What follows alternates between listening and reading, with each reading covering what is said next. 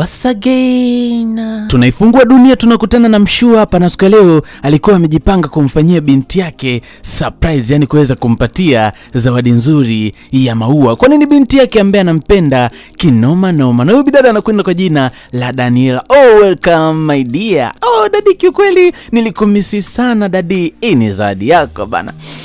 Au jamani, ananukia vizuri jamani, dadi umeniweza jamani, dadi umenishika. Yani huwezi kuamini ni kwamba umdingi na mtoto wake wanapendana kinoma noma, yani wanapendana vibaya mno. Nashukuru sana baba, basi wakawa wanazama zao ndina. Huyu mdingi anampenda sana binti yake kinoma noma, na huyu bidada kama nilivyokuambia anakwenda kwa jina la Daniela, na huyu ndo babake mzazi. Lakini kwa bahati mbaya ni kwamba huyu binti mamake alishapoteza maisha. Mamake alipoteza maisha wakati yeye ni binti mdogo sana, so amelelewa na babake kwa muda mrefu, na mdingi amekuwa akimpenda sana binti yake kinoma noma, na hata siku moja mdingi hajawahi kupata mke mwingine. Yeye amemfanya mtoto wake mapenzi yake yote kuweza kumpatia mwanae, na mtoto wa kike naye mapenzi yake yote amempatia mdingi. Wanapendana kiaje? Yani wanapendana kinoma noma, mapenzi ya baba na mtoto. Oya, sio poa, yani ni happy kinoma noma. Binti alikuwa akimpenda babake na babake alikuwa akimpenda binti kinoma noma, na mdingi alikuwa akimletea utani wa hapa na hapa mwanae kwa sababu tu ya kuweza kuhakikisha kwamba anampa furaha. Na hivi ndo namna ambavyo alikuwa akifanya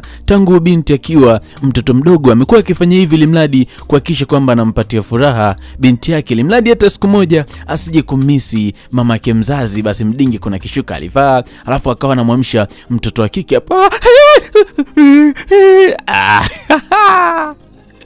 Dadi utaniua bana, nimekuweza leo, yani leo nimekukamata. Wewe unajifanyaga mjanja. Asa dingi, hiyo michezo gani? Utakuja kuniua bana. Vipi wewe, mbona wewe ulinishtua alafu mimi sikusema? Kwa umelipiza, si ndio?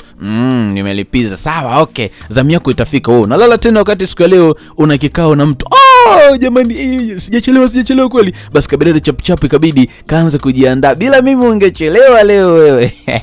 Alafu mdingi akawa anajichenga pale. Tukurudi upande pili, tunakutana na huyu mshikaji anakwenda kwa jina la Sarim. Na yeye alikuwa kuna sehemu anawai na mama yake mzazi ambaye anampenda sana, lakini kwa bahati mbaya ni kwamba huyu mshikaji na yeye babake mzazi alishapoteza maisha miaka 5 iliyopita. Na mama yake siku ya leo alikuwa akimtakia heri huko ambako mshikaji alikuwa akienda, kwa sababu siku ya leo mshikaji alikuwa na kikao na mtu muhimu sana ambaye wanataka waende wakabagen kuhusiana na masuala ya biashara. So madhake alikuwa akimwambia kwamba nakutakia heri mwanangu, mambo yakawe apecha lolo. Basi mshikaji akawa anajichenga, na madha kama kawaida ni kwamba naye anampenda mwanae kinoma noma. Tukurudi upande wa pili, upande kwa kina Daniela, na huko alikuwa akimwaga mdingi wake kwa furaha kubwa, kamkumbatia kamkiss pale, alafu then naona kama muda umeenda. Basi Mungu akusaidie mwanangu, na imani riziki yako ndo riziki yetu wote sote. Oh, asante dadi, bye. Alafu kabidada kaka kanajichenga. Uwezi kuamini ni kwamba wote wawili kumbe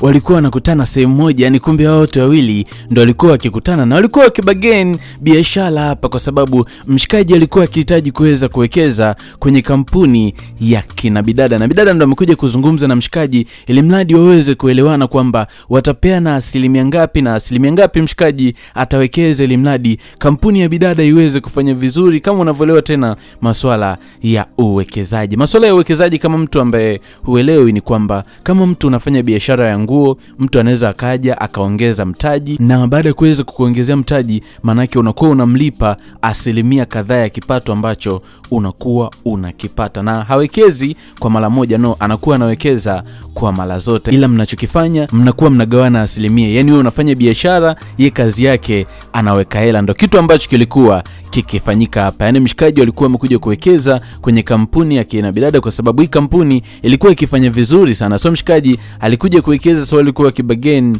asilimia ngapi watakuwa wakigawana. Na bidada alirudi nyumbani kwa mdingi kumwambia kwamba mambo ni apecha lolo, yani kila kitu kimekaa sawia, wamezungumza na wameelewana kwa uzuri. Na mdingi alifurahia kiaje? Yani alifurahia kinoma noma, kwa sababu ameamini sasa kwamba binti yake ameshakuwa, kwa sababu ana uwezo wa kufanya biashara, ana uwezo wa kuzungumza vizuri na wawekezaji, na binti ni kwamba hawezi kumwangusha mzee, kwani kampuni ambayo binti anaiongoza ni kampuni ya huyu Mshua. kukua, ila kwa sasa hivi kukua ameshazeeka na ni mtu mzima, so kila kitu amemwachia binti yake akiongoze. Na binti yake anaifanya kazi kwa uzuri kiaje, yani yuko serious na biashara kinoma noma, na hii inamfanya mzee azidi kumpenda mtoto wake kinoma noma. Na kama unavyoona binti yake alikuwa akimpatia madokumenti mzee asome, na mzee alikuwa happy kinoma noma kwa sababu anajua binti yake hawezi kumwangusha hata siku moja. Na alikuwa akipiga story mbili tatu na Mdingi akawa anasema kwamba good, alafu Mdingi akawa anajichenga pale, na binti alikuwa akifurahia kwa sababu tabasamu la babake basi ndo tabasamu lake. Wakati mwingine bidada akamjia Mdingi, ameshaweka pesa kwenye akaunti jamani, mambo yamekuwa vizuri, yani kila kitu sasa hivi kiko sawa kwa sababu pesa imeingia kwenye akaunti, basi biashara zitaenda kwa uzuri zaidi. Na binti alikuwa akifurahia kwa sababu juhudi zake zimekuwa zikizaa matunda, na Mdingi alikuwa akifurahi kinoma noma kwa sababu wakina mshikaji wametia pesa, yani hajaweka maneno tu, wametia pesa. Na Mdingi akasema kwamba kama wamefanya hivyo hakuna shida, inabidi tualike chakula cha jioni siku ya kesho. Huwezi kuamini ni kwamba siku ya kesho ilipofika ni kwamba ni kweli washikaji walialikwa chakula cha jioni, yani dina. Na bidada alikuwa akijisifia hapa kwamba mimi ndo nimepika msosi mzuri ambao mnaenjoy hapa, na mshikaji alikuwa akimsifia. Yani kiujumla hii meza ilikuwa na furaha kinoma noma, na kwa sasa hivi wamekuwa kama family friend. So kuna muda hawa watoto wawili ambao ni mshikaji ambaye anakwenda kwa jina la Salim na bidada ambaye anakwenda kwa jina la Daniela, ikabidi wajichenge, waache watu wazima waendelee kubonga zao, yani watoto wajichenge, waache watu wazima waendelee kupiga story bana. Hii nafasi walioachia watu wazima, huwezi kuamini kwamba watu wazima waliitumia vizuri kinoma noma, na kuna muda wakawa wametoka nje hapa kibarazani kwenda kupiga story mbalimbali. Na Mshu alikuwa akizungumza kwamba kiukweli mume wako anafaidi kweli. Ni kweli, lakini kwa bahati mbaya zaidi ni kwamba mume wangu kashafariki kitambo sana. Pole. Na kwa nini umesema kwamba anaweza kawa anafaidi sana? Ni kwa sababu we ni mrembo sana, yani wewe ni mzuri. Yani wazee wanasifiana, huwezi kuamini kwamba eji imeenda kinoma noma, lakini wanasifiana kiaje? Yani Kamdingi aka kanamwambia wewe mother eti ni bonge la beautiful girl, yani ni mlembo kinoma noma, na anaonekana ni kama kibinti fulani hivi kidogo kidogo cha 2000. Na angalia maajabu ni kwamba mpaka wewe mother anasema wewe Mdingi eti ni handsome boy kinoma noma, utadhani ka kijana kama miaka 18. Kweli eti jamani, aka Kamdingi kanaonekana ni kijana kama miaka 18. Kweli upofu bana. Huwezi kuamini ni kwamba hao wawili wamejikuta kama vile wanavutana, yani kama vile wanapendana. Kama unavyojua ni kwamba upendo huwa unajivuta katikati ya watu wawili. Na Mdingi alimwambia kwamba naomba unisaidie namba yako ya simu, tutakuwa tukiwasiliana. Mdingi akulaza damba na alifanikiwa kuweza kuchukua namba ya mama mzuri, tusimuite mtoto mzuri, yani mama mzuri. Huko upande wa pili na watoto na wenyewe walikuwa wakipiga story mbili tatu wakiwa happy, ni wanacheka nini, wanaenjoy kinoma noma. Na kwa sasa hivi imeshakuwa family friend. Na mother akafika hapa, naona mnaenjoy watoto, naona mnakurabata, mnaenjoy, lakini nadhani Salim huu ni wakati wa kuondoka. Basi akawa anasimama na mshikaji akawa anamwaga mtoto wa kike, then wakawa wanajichenga pale kuelekea manyumbani kwao. Na wakati wako njiani, mother akawa anamuuliza mshikaji, vipi kati yako na yule mtoto wa kike, kuna kitu chochote ambacho kinaendelea, yani ni wapenzi au kuna lolote? Lakini mshikaji alikana na kuweza kusema kwamba hatuna lolote zaidi ya business partner na urafiki ambao tulionao. Basi mother akasema hakuna shida na iwe hivyo, kwa sababu mkifanya hivyo itakuwa ni rahisi sana mambo yetu kwenda. Na mshikaji akasema kwamba mimi siwezi kufanya hivyo hata siku moja, yani yule hatabaki kuwa rafiki tu kwangu na hatabaki kuwa business partner. Mama anauliza hivi ni kwa sababu kuna kitu yeye ameshakiona. Na huwezi kuamini ni kwamba mother alianza kuja nyumbani kwa huyu Mdingi kila itopo leo, na huwezi kuamini mapenzi yalianza kuwa ni moto moto. Na Mdingi akamkaribisha huyu mother mpaka ndani. Wow, kiukweli nyumba yako ni nzuri sana. Mama mnafiki, yani kwamba alishindwa kusifia hii nyumba tangu kipindi cha kwanza wamekuja, eti ndo anakuja kusifia sasa hivi. Mdingi kamwambia subiri kwanza dakika moja nikuletee kitu. Huyu mwanaume yuko romantic. Na Mdingi huwezi kuamini ni kwamba alimletea Bishangaz juice, yani Mdingi anakea kinoma noma, ni kama kamshikaji kama miaka 19 hivi ambako kamevusha dem magetone. Vipi, na enjoy? Yes, na enjoy. Juice yako ni tamu kweli, sijaona juice tamu kama hii, wala usijali. ukija hapa utakunywa juisi nzuri zaidi ya hizi, na kwa sasa hivi njoo nikuonesha ufundi wa mapishi huko. Basi Kabishangazi kakajibeba taratibu kwenda kumfata Mdingi, na ni kweli Mdingi alikuwa ni fundi wa kupika kinoma noma, yani kampikia huyu Bishangazi chakula cha kufa mtu, na Bishangazi akawa anaonja kwamba je, hii aliyomo yamo. Oya, Mdingi ni mbaya kinoma noma, yani kama vile ni chief kuka wa nchi nzima, au niseme chief kuka wa Afrika nzima ama dunia nzima, kwa sababu Mdingi alikuwa ni mbaya kinoma noma mpaka Bishangazi akapagawa. Wala usijali, mimi ukiwa kwenye maisha yangu utaenjoy vyakula kama hivi kila siku. Chakula chako kitamu, inaonekana hata wewe ni mtamu hivyo hivyo. Yes, mimi ni zaidi ya chakula. Ni ya kweli hayo au tu unaniletea ushubwa da? Lakini Mdingi akamdhirishia kwamba yeye ni noma zaidi ya hiko chakula, yani yeye ni mtamu zaidi ya hiko chakula. Bishangazi ndo anazidi kudata kinoma noma, na uwezi kuamini ni kwamba Bishangazi akawa anakuja kila siku, na siku leo kamletea Mdingi zawadi. Bishangazi kesha data na huyo Mdingi, yani amempenda kinoma noma. Ini ya kwangu, yes, na nitakuletea nyingi zaidi ya hiyo. Karibu mtoto wa kike, kama ilivyo kawaida ya Mdingi kamweka kwenye sofa pale, na siku ya leo Bishangazi akataka kumuonesha na yeye kwamba ana kipaji. Yes, ana kipaji cha kupika, basi yeye ana kipaji cha kudance. Mimi nilikuwa na dance na nilikuwa ni dancer wa Kamba the Don miaka 90 iliyopita. Ngoja nikuoneshe ambavyo tulikuwa tunacheza. Wote wana dhambi, wote wote wana dhambi, wote wana dhambi, wote wana dhambi, Mdingi si akapagawa na mastyle, na Bishangazi akamwambia panda twenzao wote tucheze. Basi Mdingi akasimama pale na dude silikaendelea bana. Wote wana dhambi, wote wote wana dhambi, wote wote wana dhambi, wote wote wana dhambi, wote cha. We mtoto wa kike, unajua tena kweli Kamba the Don alikufundisha vizuri. Kamba the Don kiukweli anajua. Yes, yani kila siku nilikuwa nikiingia YouTube ni lazima nikasearch Kamba the Don ni enjoy mziki wa Wanadhambi. Kweli bana, anajua mpaka anajua tena. Ni kikweli walikuwa wakienjoy kinoma noma, na uwezi kuamini wakati mwingine Mdingi alikuwa ametulia zake hapa. Uwezi kuamini kwamba ng'ombe azeeki maini. Mdingi alikuwa anaomba picha zetu zile, yani picha za utupu, na Bishangazi kamtumia Mdingi kuangalia mpaka kashtuka. Na binti akafika hapa, Dingi vipi, kuna shida? Kwani kuna tatizo lolote? Hamna shida bana, tuone. We hamna shida bana, so kila kitu lazima uone. Yani kabinti kanapeleleza kasijui kaona vitu vya ajabu. Dingi vipi? Ni mambo yangu tu ambayo nilikuwa naangalia kama unavyojua, nikashuka masuala ya Instagram.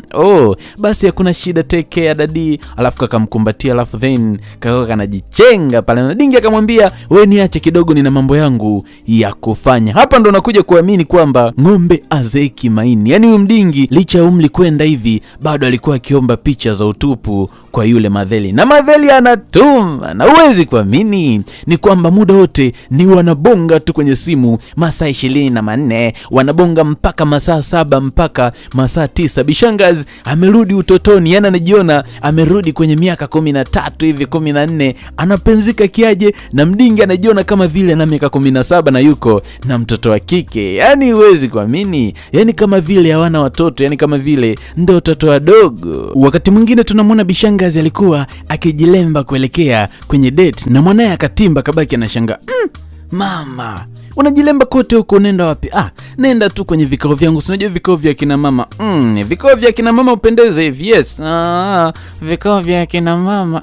Yes, vikao vya kina mama. Sawa bana mama, wewe nenda vikao vya kina mama, umependeza kiasi kama hicho. Basi Bishangazi akawa anajichenga. Eti vikao vya kina mama. Huwezi kuamini ni kwamba Bishangazi kaletwa date na huyo mzee, yani kamtoa Bishangazi aje kupata dina. Chagua unachotaka mtoto wa kike, mimi niko hapa kwa ajili yako. Yani kiukweli Bishangazi kanajiona kama vile kana miaka 15, kwa sababu huyo Mdingi anavokakea sio poa, na Mdingi anajiona kama vile ana miaka 17 na yuko na mtoto wa miaka 15. Anaenjoy kiaje? Yani Mdingi anaenjoy kinoma noma, na alikuwa akimsifia tu kwamba kiukweli wewe ni mzuri, unatabasamu vizuri, macho yako wewe unavoniangalia utaniua wewe mtoto. Na uwezi kuamini ni kwamba walienjoy, wakala vizuri, yani wakala bata, walikunywa na kusaza na kila kitu kilikuwa peche. Na Bishangazi alikuwa akizungumza kwamba hii raha ninayoipata nimeikosa kwa muda mrefu sana. Wala usijari my dear, mimi niko hapa kwa sababu ya kukufurahisha. Asante sana kwa furaha ambayo umekuwa ukinipatia. Ni Bishangazi, huyu ndo mtu ambaye anakafurahisha. Na huyu mzee ni kwamba upendo ambao alikuwa akimpatia mwanae wote ameuhamishia kwa Bishangazi, na siku ya leo kamfanyia bonge la surprise. Huwezi kuamini siku ya leo ni siku ya kuzaliwa kwa Bishangazi. Oh my god, umejuaje? Yani huwezi kuamini kwamba Mdingi alikuwa romantic kinoma noma, alafu alikuwa ni bonge la genius. Alijuaje kwamba huyu Bishangazi kazaliwa siku ya leo? Mpaka Bishangazi mpaka machozi yanamtoka. Ai jamani, too much wewe. Umeniua moyo wangu, umekuwa mwekundu wote utakuwaza wewe jamani. Yani Mdingi alikuwa akijua kumnasa mtoto wa kike kinoma noma. Yani Bishangazi alibaki tu akipagawa, na Mshua akamwambia kata keki tule, kata keki tule, tupe vitu, kata keki wewe. Na hii ilikuwa ni birthday ya watu wawili tu, yani hakukuwa na mwaliko wa mtu yote, kwa sababu hawa mahusiano yao yalikuwa ni mahusiano ya siri. Hawakutaka kabisa kuweza kuwashirikisha watoto zao, kwa sababu kuna namna wasingekubaliana na hili jambo. So kila kitu walikuwa wakikifanya kwa siri. Yani Mdingi alikuwa akimmega Bishangazi kwa siri, kwa sababu watoto wanajua wasingeweza kuruhusu. Na Bishangazi ndo anazidi kufa anaoza, yani elewi kabisa mbele Mdingi anazidi kupagawa kutokana na mambo ambayo Mdingi amekuwa akimfanyia. Na Mdingi alikuwa likisema tu you are welcome, karibu kwenye himaya yangu, mimi ndo Mr. Lava Lava. Na Bishangazi anasema kweli bana, wewe ni Mr. Lava Lava, kwa sababu moyo wangu umeua, yani moyo wangu hauwezi kupumua bila ya wewe. Basi wakawa na kunywa zao kinywaji huku akiendelea kuenjoy. My dear, nishike mkono twenzao nikakuoneshe sufuria ya plastic. Basi taratibu wakawa wanatoka, na Mdingi ilibidi amfanyie kitu kingine ambacho kitakuwa ni kama zawadi kwa Bishangazi, kwa sababu anajitahidi kuweza kufanya kitu kumfurahisha. Njoo hapa tuweze kucheza nyimbo nzuri ya Tamtam ya Kamba the Don. Twende basi mtoto wa kike. Oh Tamtam, penzi lako Tamtam, oh Tamtam, napataga kautam kilikanka. Oh Tamtam, penzi lako Tamtam, oh Tamtam, napataga kautam. Oya, hakuna kitu raha kama kucheza na mtu ambaye unampenda. Na kama hujawahi kucheza na mtu ambaye unampenda, uwezo kaifeel raha ambayo huyu mzee anaipata hapa. Yani hapa mzee anajiona yuko ulimwengu mwingine. Na uwezi kuamini, baada ya kuweza kucheza ngoma kali ya Tamtam ya Kamba the Don, Mdingi akaingia kumjunja huyu Bishangazi. Na alimjunja kiaje? Yani alimjunja tena mpaka Bishangazi akadata. Na mtoto wake alipokuwa akimpigia video call, Bishangazi hakutaka kabisa kuweza kupokea video call, na alichokifanya akakata, alafu then akampigia na call. Na mtoto wake alipomuuliza, Bishangazi akamwambia kwamba nipo kwenye kikao cha vikoba, so mwanangu siwezi kuongea video call, nadhani tu tutaongea pia kwa wakati mwingine, sawa mwanangu Kwa sababu mtoto wake na Bishangazi pamoja na mtoto wake na huyu mzee walikuwa wamesafiri, yani wako kwenye safari ya kikazi. Kama unavyojua ni kwamba wanafanya kazi sehemu moja, so kwa kuwa wamesafiri, Bishangazi ilitakiwa aweze kuongea na mwanae kwa video call, kwani mwanae alikuwa akitaka hivyo. Lakini Bishangazi utamu umemzidia bana, hawezi kufanya hivyo. Na Mshua alikuwa akimwambia kwamba najivunia wewe. Na Bishangazi kiukweli alikuwa akimpongeza, kwa sababu huyu Mdingi ni kwamba maini hayajazeeka kabisa, yani bado ni fundi kinoma noma. Na uwezi kuamini ni kwamba Mdingi akuishia hapo hapo, yani aliendelea na vichombezo vya hapa na pale kuhakikisha kwamba anammaliza huyu mtoto wa kike kinoma noma. Je, mimi nikuulize swali, hivi katokea tu mwanaume, yani wewe mtoto wa kike ambaye unasikiliza sauti, mwanaume akakufanyia vitu ambavyo huyu mzee anamfanyia Bishangazi, unaweza ukaluka kweli? Kwa sababu kila siku anamtoa out, kila siku anamfanyia ma surprise, na siku leo kamfumba macho anataka kumfanyia surprise. Kama wewe ni mtoto wa kike, unaweza ukaluka kweli? Yani mwanaume akakufanyia vitu vyote hivi, unaweza ukaluka? Wanaume wamekuwa kijiuliza mara nyingi, ni kwa nini watoto wa kike wamekuwa wakitukataa? Kumbe kuna vichombezo ambavyo kivifanya ni ngumu sana mtoto wa kike kuweza kuluka. Na Bishangazi alibaki akishangaa vitu ambavyo huyu mzee alikuwa amemfanyia. Wewe Mbona mimi nishakupenda kitambo? Hivi unavyonifanyia utaniua mwenzio, utaniua. Oya, kuna vitu kimfanyia mtoto wa kike hata usipomwambia unampenda, basi yeye anajua tu kabisa kwamba hapa na pendwa. Oya, mapenzi ni vitendo, sio maneno. Wewe umekazana kila siku unamwambia mtoto wa kike nakupenda, alafu hujawahi kumnunulia hata pipi kijiti ya 200. Oh guys, so kweli. Lakini huyu mdingi, oya, anafanya vitendo na maneno ameyaweka mbali, na ndo maana anajipakulia tu viminjunjo kwa huyu Bishangazi. Na wakati mwingine huwezi kuamini ni kwamba siku ya leo Bishangazi alilipiza, alimtembezea minjunjo huyu mdingi mpaka mdingi akalala, yani alisinzia, kwa sababu Bishangazi alimpa miuno ya kufa mtu. Na kawa anashtuka hapa, nimelala masaa mangapi? 6 umelala. Leo nimekuonesha kwamba na mimi ni fundi. Wewe mtoto fundi. Yes, mimi ni fundi na hilo ni trailer. Bado nitakuonesha kwamba mimi ni fundi kiaje. Wewe mtoto mbaya. Yaani muda ule ulikuwa wewe na wewe, nikikumbuka namna ambavyo ulikuwa ukitoa miguu na eti yaani Bishangazi alikuwa akimcheka huyo mdingi kinoma noma. Ngoja mimi nipo wenzangu hapa. Tulia hapa mchumba. Miguno yako ile inanichekesha, ile ulikuwa ukitoa miguno utazani ng'ombe yani. Noma. Stop. Kuna watu wengi wamekuwa wakiniuliza kwamba hivi msanii wetu ambaye mimba hapa ni wapi hajatoa wimbo mpya? Ni kwamba msanii wetu ametoa wimbo mpya. Ingia YouTube, andika Kamba The Don Tamtam, utaiona ngoma kama ambavyo inaonekana kwenye screen yetu hapo. So cha kufanya, utabofya katikati ya hiyo ngoma, alafu utaenda kuitazama mwanzo mpaka mwisho, na usahau kuweza kudondosha comment yako kwa kuweza kusema kwamba Genius, nimeijua hii ngoma kupitia wewe. Nadhani kwa sasa hivi nimeshusha ukimya. Msanii wenu katoa ngoma mpya hiyo hapo. Nendeni mkaenjoy, ni ngoma mpya na ni ngoma tamu kinoma noma. Basi bana, baada ya kuenjoy kwingi kwa mzee huyu, huwezi kuamini ni kwamba baada ya siku kadhaa ni kwamba mtoto wa kike alirejea.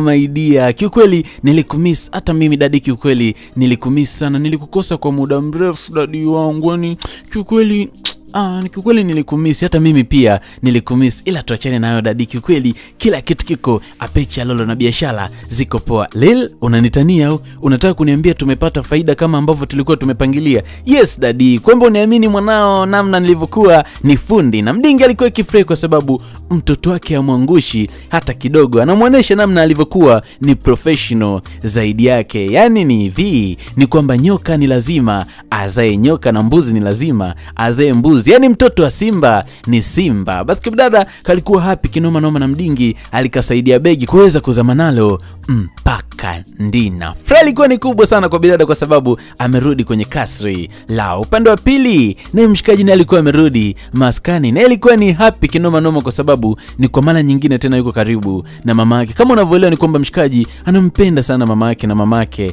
anampenda sana huyu mwamba. Yani in short ni kwamba wanapendana kinoma noma. Na madha siku ya leo alikuwa akimwaga mtoto wake kwa sababu kuna mahali alikuwa akielekea zake. Kama unavyoelewa ni kwamba mama kwa sasa hivi yuko kwenye penzi zito. Huwezi kuamini ni kwamba huyu bidada alikuja kugundua kila kitu kuhusiana na mzee wake, kwamba mzee wake ana mahusiano na mwanamke, japokuwa kujua ni mwanamke gani. Niambie ni mwanamke gani? Lakini mdingi alikaa kimya kutaka kumjibu chochote, na bidada ikabidi ajichenge pale kwa sababu akaona mdingi anamletea mambo meusi, na mdingi ilibidi amfuate elimradi uweze kuzungumza, kwani hapendi kumuona mwanae akiwa kwenye wakati mgumu. Ni nani huyo mwanamke? Nani kivipi? Ni nani huyo mwanamke ambaye umempatia upendo wangu wote, sasa hivi haunithamini, unamthamini yeye tu, muda wote mnaongea kwenye simu, muda wote mko pamoja, unadhani sikusomi? Hapana, usiniambie hivyo. Kwa nini nisikuambie hivyo? Kwa sababu tangu mamangu alipoweza kufariki uliniahidi kwamba hautafanya uchafu wa aina yoyote, lakini nashangaa umeanza kufanya ujinga. Hapana, sio kwamba ninachokifanya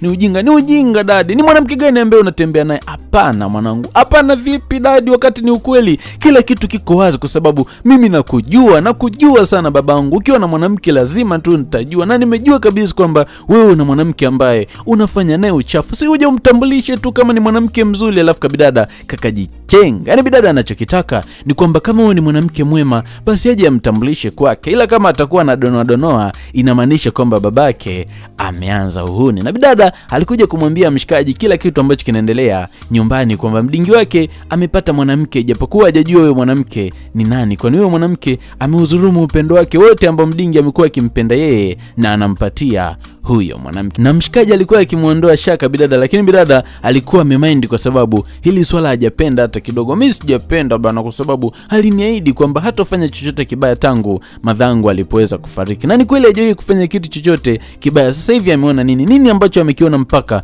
anafanya hivyo. Walau hata angekuja kunitambulisha, labda tungeona huyo ni mtu mwema. Yaani bidada alikuwa na maana nzuri tu, na mshikaji alikuwa akimshauri kwamba wewe tulia tu, nadhani huenda Mdingi siku moja atakuja kumleta akutambulishe. Bidada akawa anasema hauwezi, namjua babangu, angekuwa na nia kufanya hivyo basi angefanya kwa muda mrefu sana. Lakini mshikaji ndo alikuwa ni mtu ambaye anamshauri na kuweza kumtia moyo bidada na kuweza kumuondoa shaka. Na huku Mdingi alikuja kumwambia Bishangazi kwamba mwanangu amejua kila kitu, na kwa sasa hivi nadhani mbombo itakuwa ni ngafu, yani kazi itakuwa ni nzito kinoma noma, na mahusiano yao yatakuwa na ugumu zaidi, kwa sababu itabidi wafanye juu chini kuhakikisha kwamba bidada ajui kwamba mwanamke ambaye anatoka naye ni huyu Bishangazi. Lakini Bishangazi alikuwa akimshauri kwamba mimi sidhani kama kuna baya kwa sisi kuweza kujitambulisha, lakini Mdingi alikuwa akizungumza kwamba kwa mwanangu ni mbaya sana. Kwa nini? Kwa sababu mwanangu, kwa sababu kivipi? Huna sababu ya kutoa, kwa sababu mimi naye kama tunapendana ni tunapendana tu, haina haja ya watoto kuweza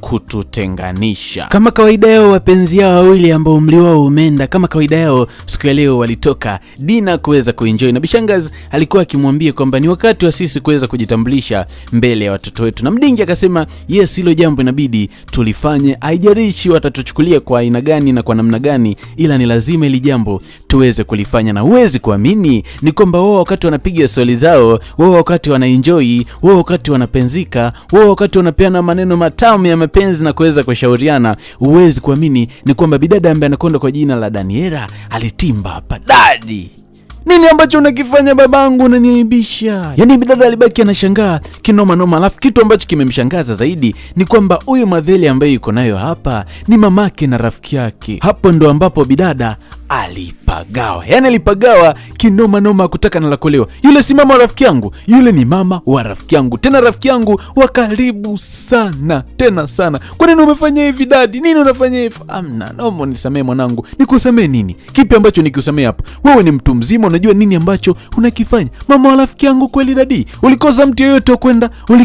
Ulikosa mtu wa kwenda naye?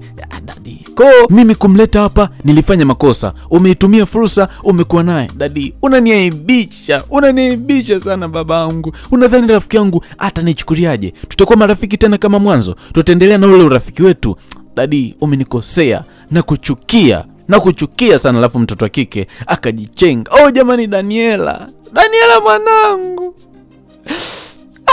Ni huzuni kwake Mdingi kwa sababu amependa, nani haki yake yeye kupenda. Na huku huwezi kuamini ni kwamba mwamba naye aliwasha moto sio poa, kwa sababu alipata taarifa kutoka kwa Daniela kwamba madhake anatoka na babake na bidada ambaye anakwenda kwa jina la Daniela. Na mshikaji huku hakuelewa wala hakutaka la kusikia, alimwashia mama yake fire kinoma noma. Madha, umenikosea kwa kweli, yani mama umenikosea kinoma. Hapana mwanangu, mimi moyo wangu naupeleka kule ambako naona ni sahihi. Mimi kiukweli nampenda.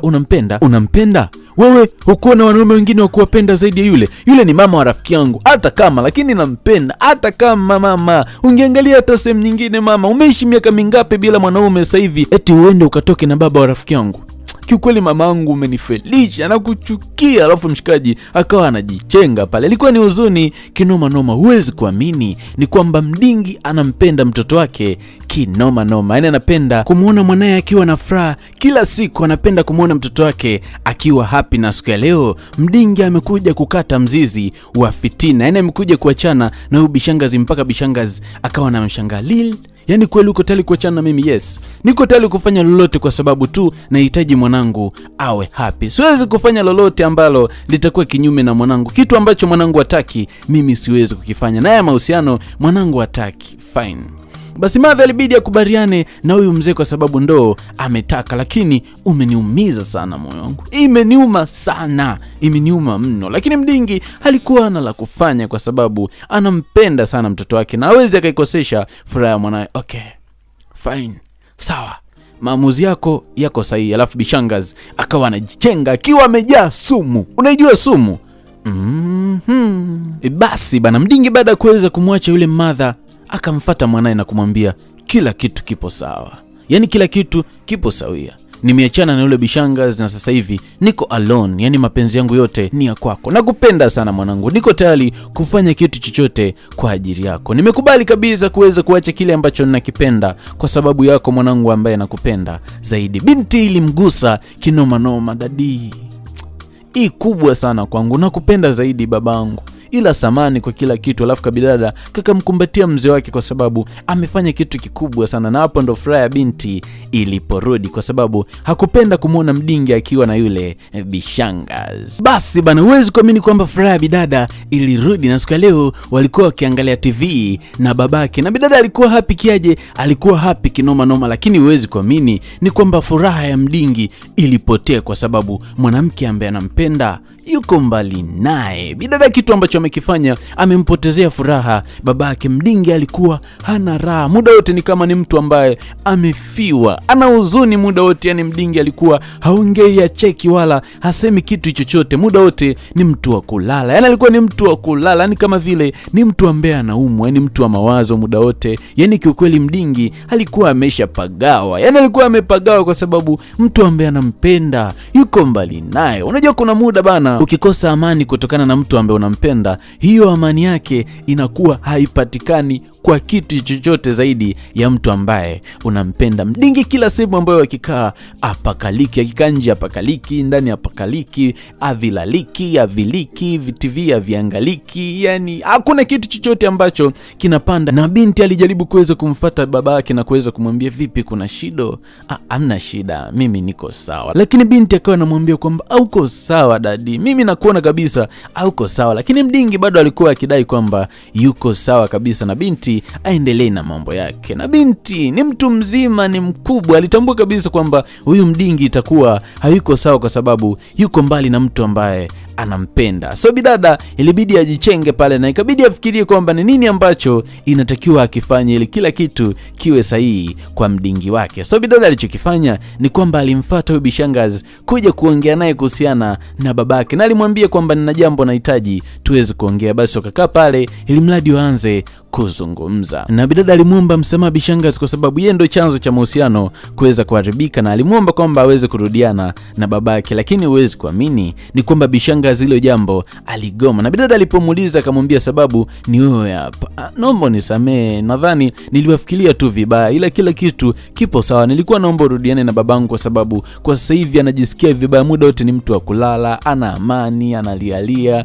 Yani unaweza kumkuta tu kuna muda amekaa anajisikia anasononeka muda wote. Hapana, babako aliniacha vibaya sana na akaniambia kwamba thamani yake kwenye maisha yake ni wewe tu, so nilikuwa naomba uondoke zako nyumbani kwangu. Huwezi kuamini kwamba bishangazi alimtimua, lakini bidada alimwambia kwamba naomba umwangalie babangu kama kweli unampenda. Nilikuwa nampenda, lakini kwa sasa hivi siwezi kuwa naye. Unaweza kuwa naye, nimesema siwezi kuwa naye, na ondoka kwenye nyumbangu. Bishangazi baada ya kuona bidada anazingua zingua, analeta mazegele, basi ilibidi amtimue pale ili mradi haweze kujichenga kwa sababu anamletea mambo meusi bana. Basi bidada akajichenga pale baada ya bishangazi kuweza kumkalipia eti nirudiane naye nyoko. Basi bana, wakati mwingine bidada ikabidi aje kumshirikisha mshikaji hili jambo kwamba babake anateseka sana, so mshikaji kama anaweza kuyarudisha mahusiano ya hawa wawili, na sio mdingi tu, kumbe mpaka madhake na mshikaji amekuwa akiteseka. Yani namna ambavyo mdingi anajisikia, kumbe hata madha amekuwa akijisikia hivyo.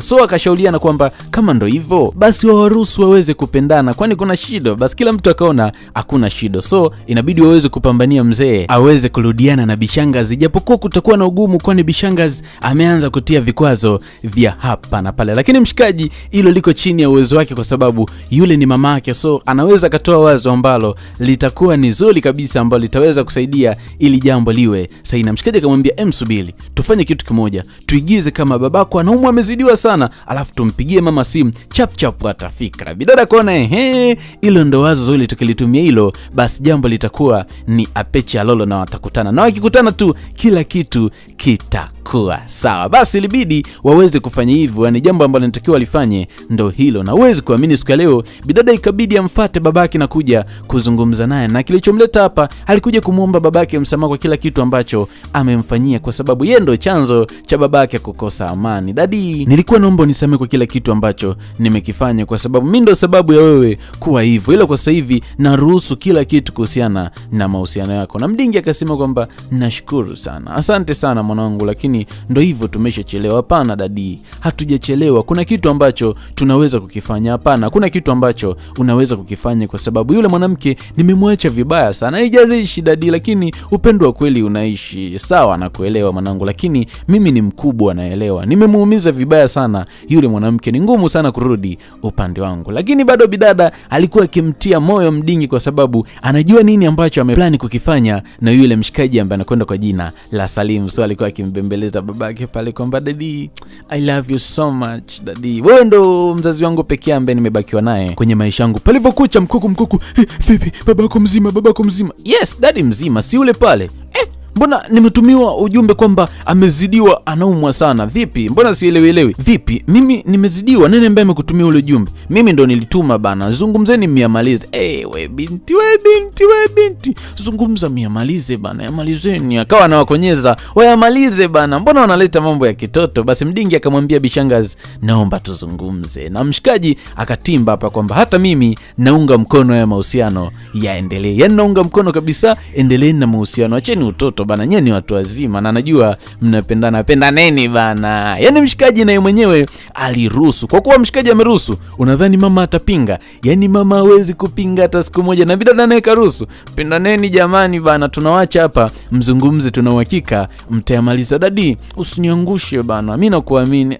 Mama akasema, hao watoto yao watoto ni noma kiaje. Yani watoto wameplani kitu ambacho hata wao hawakufikiria kwamba watoto wangeplani kitu kama hichi. Basi wamba wakasema ngoja tuache muendelee na mazungumzo yenu, alafu wao wakajichenga. Basi Mdingi akabaki na Bishangazi pale, wakabaki wakibonga, lakini kila mtu alikuwa kwenye tamaki kwamba ya watoto noma. Alafu Mdingi akaanza kumwagesela pale, kiukweli naomba nisamehe kwa kila kitu ambacho nilikifanya, ni makosa tu na ni upendo wa mwanangu, wala usijali, usiseme hivyo, kwa sababu najua wewe ni baba na kazi yako ni kuilinda familia yako na kuhakikisha kwamba familia yako inakuwa na amani. Hilo nalitambua mimi kama mtu mzima, ndo raha ya utu uzima bana. Ni watu wazima huwa wabongi sana, wanaelewa kila kitu, lakini angekuwa mtoto mdogo wa 2000 hapo, oya, vurugu mechi lingekuwa kubwa kiaje. Yani hapo pasingekalika, na huwezi kuamini hawa watu walikuwa happy, wakaanza kushikana pale, na kilichofuata ni mabusu, lakini ilisikika